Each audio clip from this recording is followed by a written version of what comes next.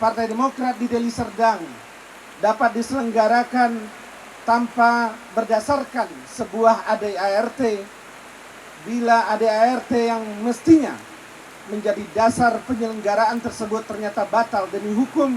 15 Undang-Undang Partai Politik nomor 2 tahun 2008 yang tidak dirubah dalam Undang-Undang nomor 2 tahun 2011 menyebutkan bahwa kedaulatan partai politik berada di tangan anggota itu.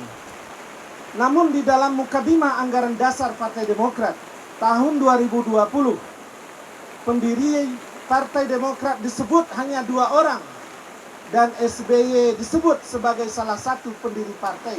Telah menimbulkan kegaduhan dan keresahan di tengah-tengah masyarakat kita.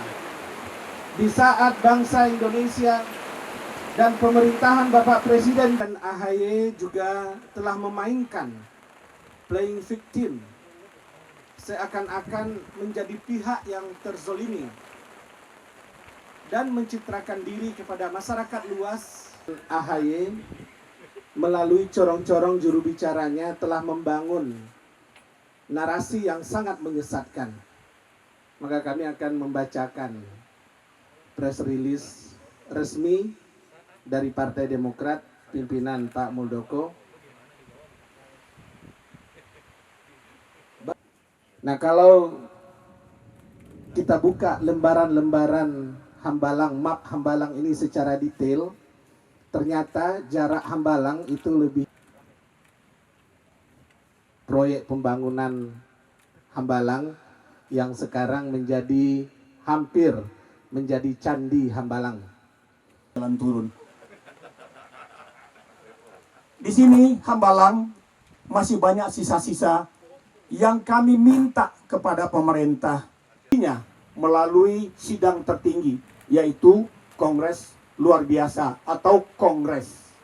Dan itu telah berjalan, sehingga kita lihat juga survei membuktikan bahwa Partai Demokrat tinggal hanya bahkan sudah di bawah dari garis jika Dr. Haji Muldoko menyampaikan beberapa hal kepada kawan-kawan. Nanti juga bisa kawan-kawan melakukan doorstop yang kedua sebagai founding fathers-nya Partai Demokrat. Lantas di mana 98 lainnya? Kita ingin ungkap kenapa bersejarah di sini. Tuhan yang Maha Kuasa. Demikian teman-teman, wabillahi taufik wal hidayah. Wassalamualaikum warahmatullahi wabarakatuh. Bagian integral dari sejarah yang menentukan bagaimana Partai Demokrat itu mulai pelan-pelan turun dari mulai 20,4% menjadi 10,2%. Teman-teman, kami para senior disebut oleh orang teman-temannya AHY, diantaranya Jansen Sittendaun, Jan Harap sebagai perusak Partai Demokrat. Ini manusia yang tidak punya hati dan tidak pernah tahu sejarah Demokrat. Ada yang tidak tersentuh hukum sampai hari ini belum. Mudah-mudahan segera ya. Janji ya. Oke. Belum tersentuh hukum sampai hari ini. Nah, disinilah kami ingin membuka bahwa ini harus Anda catat. Tempat inilah, proyek inilah adalah salah satu bagian yang merontohkan elektabilitas Partai Demokrat ketika peristiwa-peristiwa itu terjadi. Menetapkan konferensi persnya di Hambalang. Ini persoalannya. Kalau konferensi pers biasa kita di restoran Sunda aja. Dapur Sunda saja. Kalau enggak ya di dapur makan. Jadi anggota DPR dan inilah dapil saya. Ini daerah pemilihan saya.